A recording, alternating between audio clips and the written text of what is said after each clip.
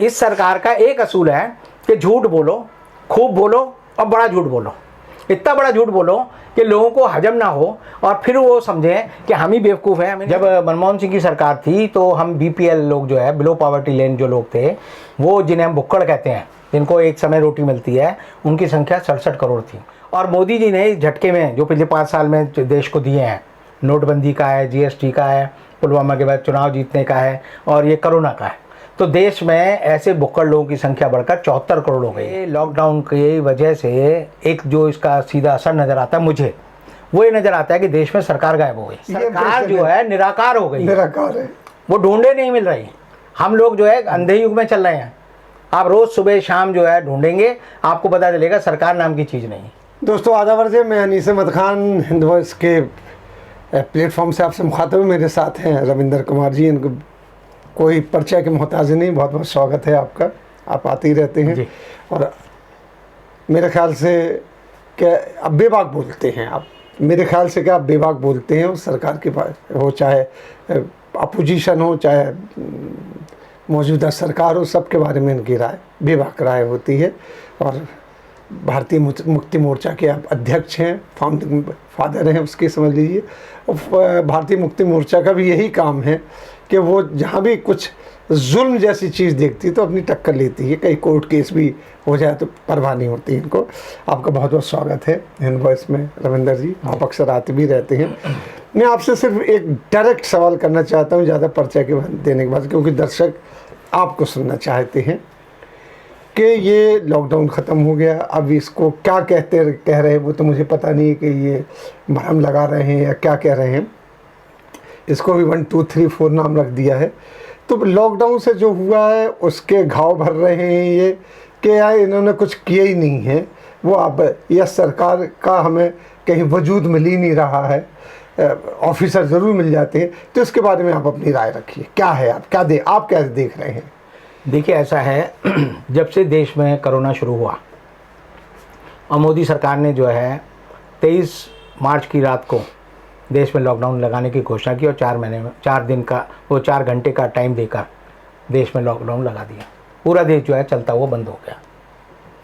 अब सवाल ये आता है कि आज लॉकडाउन 1 भी हो गया, लॉकडाउन 2 भी हो गया, लॉकडाउन 3 भी हो गया, लॉकडाउन 4 भी हो गया, अब अनलॉक 1 भी हो गया, बंद भी हो गया। और ऐसे में लोग सोचते हैं कि ये जो हमने इतने दिनों में सफरिंग हुई हमारी, हमने कष्ट उठाया, तो उसका हमें फ़ायदा क्या हुआ?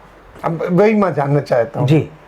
तो आप देखिए कि लॉकडाउन की वजह से एक जो इसका सीधा असर नज़र आता है मुझे, वो ये नज़र आता है कि देश में सरकार गायब हो गई। आज के दिन देश में सरकार नाम की कोई चीज़ नहीं है। जैसे कि अभी हम देखेंगे कि चीन के मुद्दे पर लद्दाख में चीन की फ़ौज घुसाई और वहाँ पर उन्होंने अपना डेरा जमा लिया। कोई कहता है 4 किलोमीटर घुसे, कोई कहता है 50 किलोमीटर घुसे, कोई कहता है अक्साई चीन में घुसे, कोई कहता है उन्होंने वहाँ पर अपना एयरपोर्ट बना लिया। लेकिन ऐसी हालत में भी मैं बड़ा परेशान हूँ कि आप किसी आदमी से पूछो कि लद्दाख के लेफ्टिनेंट गवर्नर का नाम क्या है, किसी को नहीं पता। लद्दाख के चीफ सेक्रेटरी का नाम क्या है, किसी को नहीं पता।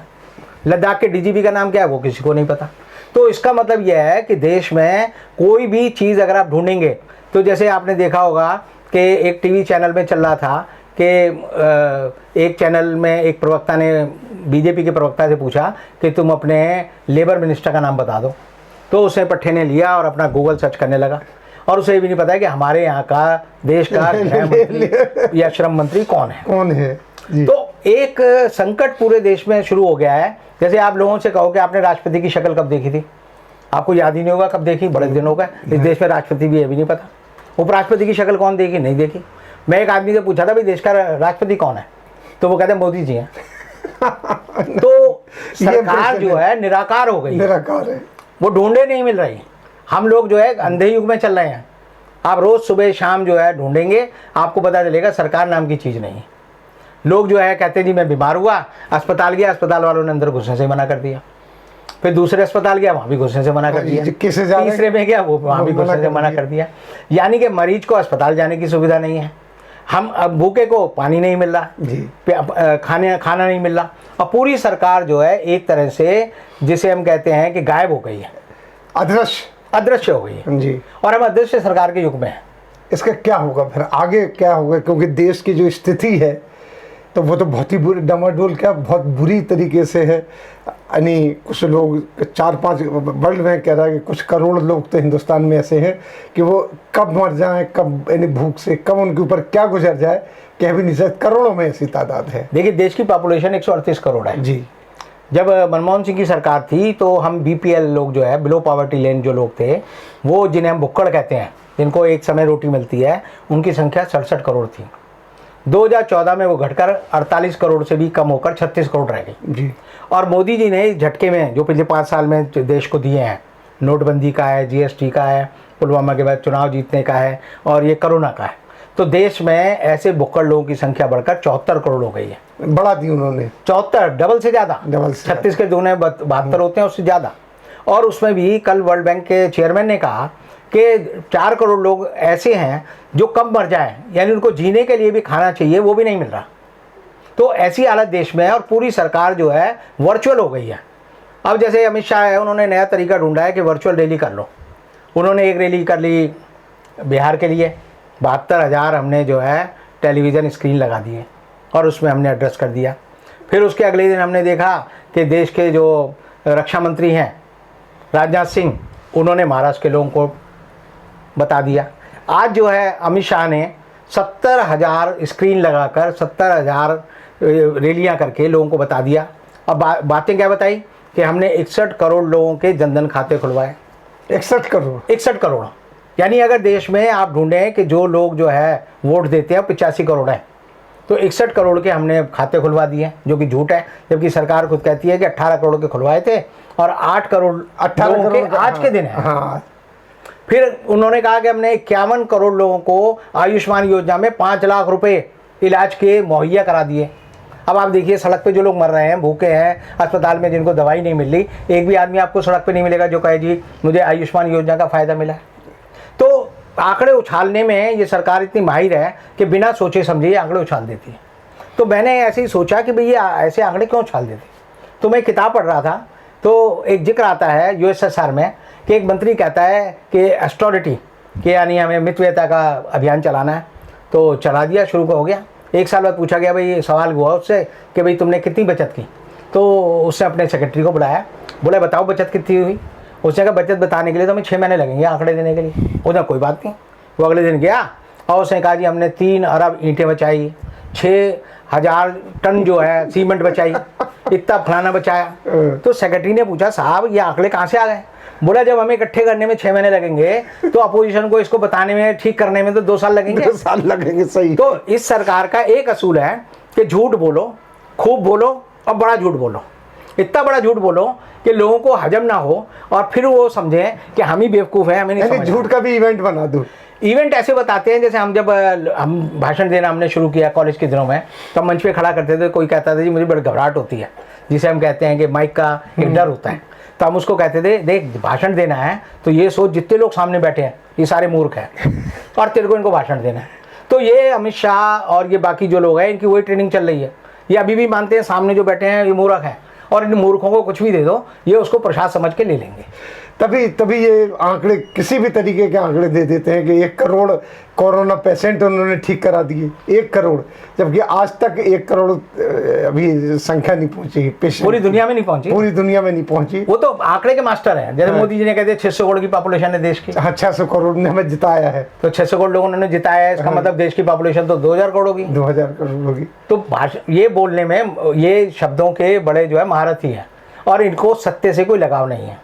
आप एक चीज़ समझ लीजिए, जो भी फासिस्ट होगा, जो भी नाजीवादी होगा, जो भी बायोगोटिक होगा, जो कि सांप्रदायिकता फैलाने वाला होगा, वो बड़ा झूठ बोलेगा। वो ऐसे झूठ बोलेगा कि एक बच्चा था, वो अपनी माँ से बोला मम्मी मम्मी एक गली में एक कुत्ता है 1 मंजिल ऊंचा है। तो उसकी माँ बोली तेरे को करोड़ों बार कहा है कि तू झूठ मत बोला कर। तो यानी माँ भी झूठ बोल रही है, इनके खून में जो है इनका डीएनए जो है झूठ बोलने का है और ये जम के झूठ बोलते हैं, जम के झूठ। भाई लेकिन रविंदर जी ये बताइए कि इसका क्या होगा, क्योंकि देश बड़ी विकट स्थिति से गुजर रहा है जिसका कि पूरी दुनिया के लोग नहीं समझ पा रहे। जब लॉकडाउन होना चाहिए था तब आपने खोल दिया, जब नहीं होना चाहिए था तब लगा दिया, टेस्ट नहीं हो रहे हैं, अस्पतालों में भर्तियां बंद कर दी गई हैं कि अब आप लीजिए नहीं, घर में क्वारंटाइन कीजिए, इस तरीके की बात चल, दवाएं हैं नहीं, कुछ नहीं है। कि अजीब सा आलम है। प्राइवेट अस्पताल हैं वो भी मना कर रहे हैं, कोरोना की बात कर रहा हूँ, इसके अलावा भूख की तो बात ही नहीं चल रही है, सड़कों पे कितने लोग मर रहे हैं। आपने अभी बताया कि इतने करोड़ आदमी हैं, उनको ज़िंदगी का ये पता नहीं कि उनकी ज़िंदगी कब ख़त्म हो जाएगी। ये कह रहे हैं कि लॉकडाउन में जो कोरोना की बात हुई वो स्वर्ण अक्षरों में लिखी जाएगी, मोदी जी ने कहा है, किया है स्वर्ण अक्षरों में। तो अभी कोरोना 5वें में आ गया, लास्ट पे 10वें में आए, 9वें में आए, कहीं नीचे नहीं जा रहा है, 5वें में आया, टॉप पे आने वाला है हम हिंदुस्तान। वो कह रहे हैं कि मोदी जी स्वर्ण अक्षरों में लिख रहा है। तो ये क्या है आखिर? देखिए ऐसा है, जो भी आदमी काम करता है, नेता जो होता है जी, उसके पास एक प्लानिंग होती है जी, एक दिशा होती है जी, कि हमें कहाँ जाना है, क्या करना है। एक किसान होता है, वो भी जानता है कि मुझे खेती करनी है तो पहले ज़मीन लूँगा, फिर इसकी समतल करूँगा, फिर इसके मैं जो है हल जोतूँगा, फिर इसमें बीज डालूँगा, फिर गुड़ाई करूँगा, फिर इसमें पानी दूँगा, और स्टेजेस होती हैं और उस स्टेज के हिसाब से फसल होती है। अब अगर कोई आदमी देख रहा हो कि उसने देखा कि किसान जो है फसल में पानी दे रहा है तो पहले दिन ही जाके पानी दे दे बीज डाले बिना, तो आप चाहे बीज डालने भूल जाएं और उसके बाद सारी खेती कर लें तो आपके खेत में एक अन्न का दाना पैदा नहीं होगा। तो मोदी जी ने जो है एक तरह से देखा कि दुनिया के बड़े बड़े देश, वुहान में क्या हो गया, लॉकडाउन हो गया। उन्होंने देखा इटली में लॉकडाउन हो गया, जर्मनी में लॉकडाउन हो गया। तो मुझे एक किस्सा याद आता है, एक बार एक आदमी मेंढकी जा रही थी तो उसने देखा एक जगह जो है घोड़े के नाल लगाई जा रही है। तो मेंढकी ने कहा क्या है, वो बोला घोड़े वाला कि घोड़े को चलने से आसानी होगी। मेंढकी बोली मुझे भी लगा दे। तो उसने कहा मैं लगा तो दूंगा लेकिन तू मर जाएगी। कहती नहीं जी मुझे लगा दो। तो उसने जो है मेंढकी मानी नहीं, उसने एक नाल ली और लेके धाड़ से मारा तो सारा पिचक गई। तो यही हाल उन्होंने देश की अर्थव्यवस्था के साथ कर दिया कि उन्होंने कहा कि हर जगह लॉकडाउन हो रहा है तो हमारे यहाँ भी होना चाहिए। अरे हमारी स्थिति है लॉकडाउन की, तभी तो हम करेंगे। डॉक्टर भी टेस्ट करता है कि इस आदमी को ये बीमारी है तो उसको टेस्ट करके इसको ये बीमारी है या नहीं है, तो इसको ये दवाई देनी है या नहीं देनी। लेकिन अगर डॉक्टर सोचे, हमारे मोर्चे में एक आदमी था, वो जो है उसका नाम था डॉक्टर अशोक वर्मा। तो वो मेरे पास आया, बोला जी मैं डॉक्टर अशोक वर्मा हूँ। हमने कहा होगा। उसका एक दिन फ़ोन आया, कहता जी मेरे यहाँ जो है मैंने एक लेडी का ऑपरेशन कर रहा था, वो मर गई। मैंने मर गई तो कैसे मर गई? तो हम उसके घर गए तो नंदगिरी में के पास वो रहता था, तो वहाँ उसने छोटा सा 20 गज का घर में छोटा सा 2 बाई 2 का एक वो बना रखा था क्लिनिक। तो मैंने कहा किया क्या तूने? कहते लड़की आई, बोली ये प्रेग्नेंट थी, इसके पेट में दर्द था, बोली पेट में दर्द है, तो मैंने कहा तेरा ऑपरेशन करना पड़ेगा। मैंने इसका ऑपरेशन कर दिया। मैंने तूने इसका ऑपरेशन क्यों कर दिया? कहते फिल्मों में देखता था कि जैसे ही मरीज आता है डॉक्टर उसका ऑपरेशन कर देता है। तो यानी कि ये सरकार जो है ऐसे भोंदू लोगों द्वारा चलाई जा रही है जिसे ना कॉज पता है ना इफेक्ट पता है। तो कॉज इफेक्ट नहीं पता तो उसका जब खमियाजा कौन भुगतेगा? जिन्होंने सरकार को बनाया है। तो लोगों ने सरकार को बनाया है तो लोग इस सरकार को बनाने का खमियाजा भुगत रहे हैं। अब मज़े की बात यह है कि आज भी वो इतने खुश हैं कि हमारी सरकार जो दुनिया की सबसे अच्छी सरकार है। मैंने कहा क्यों होती है आपकी सरकार सबसे अच्छी? बोले देखो व्हाट्सएप पे सब कहते हैं, फेसबुक पे सब कहते हैं, ट्विटर पे सब कहते हैं। यानी कि भारत सरकार जो है आप देखेंगे कि आज के दिन गजट नोटिफिकेशन पे नहीं चलती, प्रेस कॉन्फ्रेंस पे नहीं चलती। आप देखेंगे सरकार भी, भारत सरकार भी ट्विटर पे चल रही है कि मोदी जी ने ये आदेश दिया है, मोदी जी ने ये कहा है, राजनाथ सिंह जी ने ये कहा है। यानी पूरी सरकार ट्विटर सरकार हो गई है। और ट्विटर की क्या हैसियत है? ट्विटर एक प्राइवेट कंपनी है अमेरिका की जो चला रही है। अगर कल को ट्विटर बंद हो जाए तो सारे नोटिफिकेशन कहाँ चले आएंगे? या कल को ट्विटर का मान लीजिए जो ऑर्बिट में उसका अपना उपग्रह घूम रहा है वो खत्म हो जाए किसी वजह से, तो सारा आपका पूरा जो सिस्टम है वो खत्म हो जाएगा। जी बिल्कुल हो जाए। तो इसका मतलब यह है कि पूरी सरकार जो है ऐसे लोगों द्वारा चलाई जा रही है जिन्हें ना टेक्नोलॉजी का पता है, ना किसी टेक्निक का पता है, ना जिन्हें ये पता कि हमारी ज़रूरत क्या है, हमें करना क्या है। सिर्फ जो है वो कह रहे हैं कि जो भी आए एक ना एक फार्मूला दे दो। हम बचपन में एक किस्सा पढ़ते थे कि एक आदमी गया, बोला जी मेरे पास 100 बकरियां हैं, बीमार है, पंडित जी कुछ इसका इलाज करो। पंडित जी ने कहा ऐसा है, ले तू जाके ये कर ले, ये टोटका, तेरी बकरी ठीक हो जाएगी। वो थोड़े दिन बाद आके बोला जी 50 रह गई। उसे कहा ले दूसरा टोटका कर ले। उसे कहा जी 25 रह गई हैं। उसे कहा ले तीसरा टोटका कर ले। उसे कहा जी मेरी 2 रह गई हैं। कहते ये टोटका कर ले। एक दिन वो गया सर पे हाथ मार के, बोला भाई साहब पंडित जी मेरी सारी बकरियां मर गई। बोला साले तेरी 2 बकरी मर गई, मेरे पास 100 फार्मूले थे, अभी तो 10 ही कायम हुए हैं। तो मोदी जी जो है देश के साथ ये फार्मूले लगा रहे हैं, और फार्मूले लगा के अगर कोई फार्मूला कामयाब हो गया तो सब कहेंगे मोदी जी ने जो किया है वो स्वर्ण अक्षरों में लिखा जाएगा। यानी कि स्वर्ण अक्षरों में लिखने लायक बात क्या है ये नहीं पता, लेकिन लिख दी गई। लिख दीजिए। तो मैं उसमें एक छोटी सी बात कहूँगा कि एक छोटा बच्चा था 2.5 साल का, वो घर में बैठा चिट्ठी लिख रहा था। तो उसके बाप ने कहा चुन्नू तू कर क्या रहा है? तो उसका एक छोटा भाई था मुन्नू 1 साल का, उसने कहा मैं मुन्नू को चिट्ठी लिख रहा हूँ। उसने कहा मुन्नू को चिट्ठी लिख रहा है लेकिन तेरे को चिट्ठी लिखनी आती है? कहते मुन्नू को कौन सी पढ़नी आती है? सही बात है। तो पूरी सरकार चुन्नू और मुन्नू चला रहे हैं। अच्छा, एक चीज़ और बताइए कि अभी हमारे प्रधानमंत्री जी ने जो कई विदेश के जो प्राइम मिनिस्टर से उनसे बात की, क्योंकि वो बाहर तो जा नहीं पा रहे हैं, तो लिहाजा वो वर्चुअल वार्तालाप करते। तो अभी एक कंट्री के प्राइम मिनिस्टर से बातचीत हो रही थी, उन्होंने समोसे की और खिचड़ी की बात की। तो मुझे बड़ा ताज्जुब हुआ कि prime minister to prime minister बात हो रही है और बड़ी इंपॉर्टेंट टाइमिंग होती है इनकी। तो आधा घंटे, मैंने 5 मिनट क्या, आधा मिनट बड़ा कैलकुलेटेड होता है, और उसमें समोसे और खिचड़ी की बात हो रही है। और ये कहा कि जा रहा है कि गुजरात की खिचड़ी बहुत अच्छी होती है और गुजरात के लोग बड़े प्रसन्न हो गए आपको। तो ये क्या है? बिल्कुल वेस्टेज ऑफ टाइम नहीं है? नहीं, ये हमें बेवकूफ़ बनाया जा रहा है। आप जियो पॉलिटिक्स समझिए। जियो पॉलिटिक्स क्या है कि हिंदुस्तान के चारों ओर जितने भी देश हैं, पाकिस्तान हमारे खिलाफ है, चीन हमारे खिलाफ है, नेपाल हमारे खिलाफ है, बांग्लादेश हमारे खिलाफ है, श्रीलंका हमारे खिलाफ है, और मालदीव भी हमारे खिलाफ है। सब पे जो है चीन का कब्जा हो गया। अब क्या है, जियो पॉलिटिक्स में अमेरिका चाहता है कि चीन को कैसे घेरें। तो चीन को घेरने में भारत एक बड़ा देश है। तो अमेरिका, चीन, अमेरिका, ऑस्ट्रेलिया, जापान और भारत, इनको वो आपस में जोड़ना चाहते हैं। और ये जो आप कह रहे हैं ना समोसे की पॉलिटिक्स, समोसे की बात नहीं हुई। उससे मोदी जी से कहा कि आप हमारे पानी के जहाज़ों को और हवाई जहाज़ों को हिंदुस्तान में टिकने की परमिशन दें ऑस्ट्रेलिया को। क्योंकि ऑस्ट्रेलिया चीन को घेरना चाहता है सदर्न चाइना सी के लिए। तो इसलिए जो है इन्होंने ये बात नहीं बताई कि भारत ने उस वार्ता के बाद उसकी परमिशन दे दी है। अब अगर चीन पे ऑस्ट्रेलिया को हमला करना है तो उसके हवाई जहाज़ हिंदुस्तान के एयरपोर्ट से उड़ान भर सकते हैं। तो ये बात जनता को ना पता चले, इसलिए ऐसी बेहूदी बात की जाती है ताकि लोग समझें वाह वाह वहाँ भी हमारे समोसे बनते हैं, वो वहाँ भी खिचड़ी खाई जाती है। ट्रेंड हो रहा है उसका देखिए आप फेसबुक पे, व्हाट्सएप पे समोसे रखे हुए हैं। ये वो लोग कर रहे हैं जो जियो पॉलिटिक्स नहीं जानते।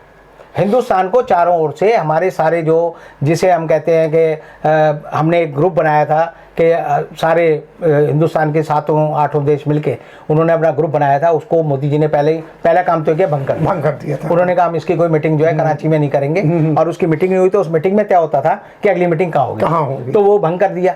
तो हमारा आज के दिन कोई प्लेटफॉर्म नहीं है। और हमारे प्लेटफॉर्म के बाद जो है उस प्लेटफॉर्म को किसने कब्जा किया? चीन ने। और चीन को दुश्मन कौन है इस समय? ऑस्ट्रेलिया। तो इसलिए समोसा डिप्लोमेसी नहीं है, ये जियो पॉलिटिक्स है। बहुत बहुत शुक्रिया रविंदर भाई कि आपने इतना वक्त दिया हम लोगों को और बातें बताई।